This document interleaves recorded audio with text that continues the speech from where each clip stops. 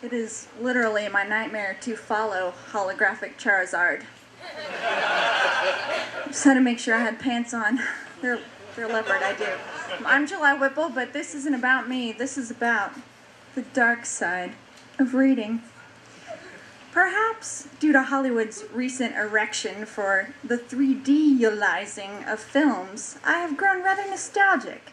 But when I was a kid, there was nothing that bore the title of absolutely the most exciting thing in the history of exciting things more than Steven Spielberg's mega super awesome Jurassic Park. The trailers, if I remember correctly, were vague at best, but upon seeing them, complete with velociraptors wheezing harshly onto a small circular window, you knew one solid fact. There are some dinosaurs, and they are going to fuck some shit up. You also knew this dino debauchery was supposedly going down in some sort of park. And what could possibly be more exciting to a nerdy boy of 10? I will admit, the park thing was just kind of there. It could have been Jurassic City or Jurassic Public Pool or Jurassic Laundromat. Who the hell cared? The simple fact was that there were some dinosaurs and they were going to fuck some shit up. Fine, T-Rex. Devour some hillbilly fucker in some stupid foam hat drinking DP from a huge dino-themed novelty cup. Then, throw his mangled corpse at a roller coaster. Whatever. As long as you're fucking the shit up, we are solid. So the movie, at long last, finally opens in theaters, and it's incredible. Not only were there dinosaurs, and not only did they promptly fuck that shit up, these monsters looked real. There were those flesh-melting spitter guys, a sickly triceratops, and those flocking bird things. One seriously pissed off T-Rex, and the raptors. All caps. The fucking raptors! All, of course, began with the majestic Brachiosaurus, where Dr. Grant stood from his seat in a Jeep and had his strange, middle-aged, kind of sort of orgasm, and whatever Laura Dern's character's name was nerding out over some extinct leaf that grew in the Jeep, I suppose. Then promptly has a meltdown herself, and why wouldn't she? There's a fucking Brachiosaurus right in front of her. I digress. We've all seen the movie. It blew us away. It did so again when it came out on video.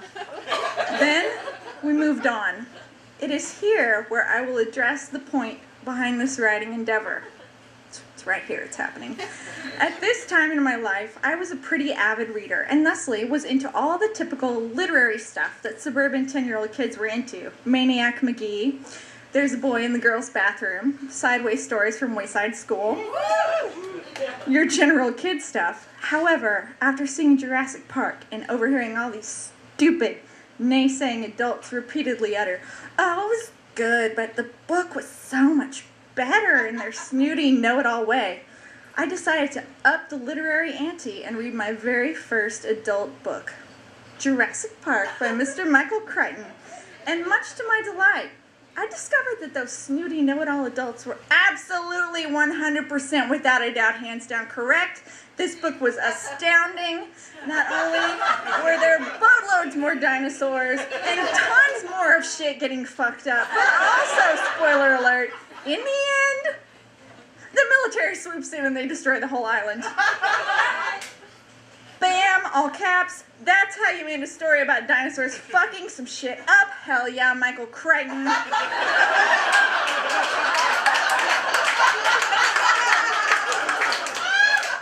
In short, if the book is an Amazon rainforest of monsters and destruction, the movie is like a petting zoo where the animals somehow have acquired a string of black cats. To be blunt, I love the book. However, for a 10-year-old kid, it was a pretty lengthy read. But after having all of Beverly Cleary's work, Hatchet, The Giver, My Side of the Mountain, and R.L. Stein's utterly terrifying Babysitter series all under my belt, I could not be more ready for it. Parentheses. Upon researching titles for this list, I came across a book titled Dinky Hawker Shoots Smack. A young adult book that I somehow missed. Look out Amazon in parentheses. But, it being so long, I think we're talking about Jurassic Park again.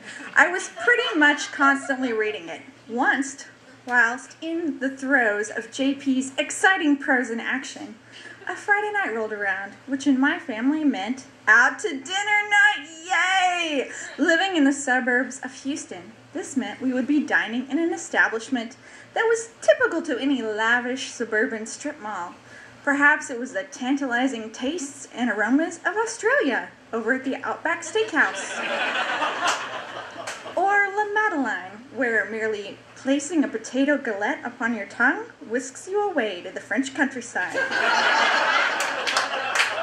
Or maybe the Olive Garden, whose delicate balance of herbs and spices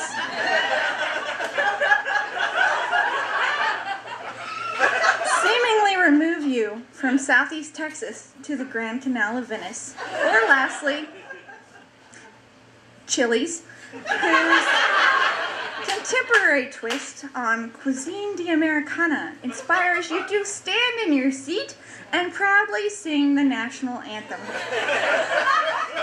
All of which were near or around the local Barnes & Noble, which is where my family of book nerds and I would inevitably go after dinner. It was here, on this Friday night, that I managed to put Jurassic Park down for a few minutes and peruse other Crichton titles. We call those Cridles in the biz. I picked up Congo, read the synopsis on the back, deemed it sounded like a lot of fun, and my parents were cool, so they bought it for me. Thus, after Jurassic Park, I moved on to Congo. I'm sure this comes as a little surprise, but Congo was a little different from Jurassic Park. This was a book about jungle exploration, lost ancient cities, both political and corporate intrigue, oh yeah, and killer fucking monkeys! There was also the good monkey that spoke in sign language and painted stupid landscapes, and it was all awesome. Congo was not better than JP. In fact, it was just as good. Being a highly detailed, scientifically nerd-tastic adventure, there was a greedy corporation, a couple of governmental coups, some random hippo attack, earthquakes, volcanoes, and did I mention killer fucking monkeys? There were hordes of them, for Christ's sake. Well, I read it. It was great. Then a few short years later, I get wind of it. Get ready for it. Congo, the goddamn movie. Put quite simply, my preteen self exploded. I exploded all over the place. I felt like there was this conveyor belt managed by Hollywood and Knopf Publishing that was churning out kick-ass books that became kick-ass movies straight into my heart. Finally, literature and cinema were doing it right. Everything was as it should be. Then, ... I see the movie. On top of the excitement fueled from reading the book, I was also high on all the trailers and TV spots that brazenly claimed Congo was this year's Jurassic Park, or from the producers of Jurassic Park. So I was rip-roaring ready for another spaz fest a la Jurassic Park. This, my friends, was not what I got. Instead, I got a steaming pile of schlocky cinematic crap plopped out in front of me in the shape of a stupid, talking gorilla. I stared at the screen with a confused gawk, not unlike a head-cocked dog stares at a duck, and realized this movie, this horrible, horrible movie,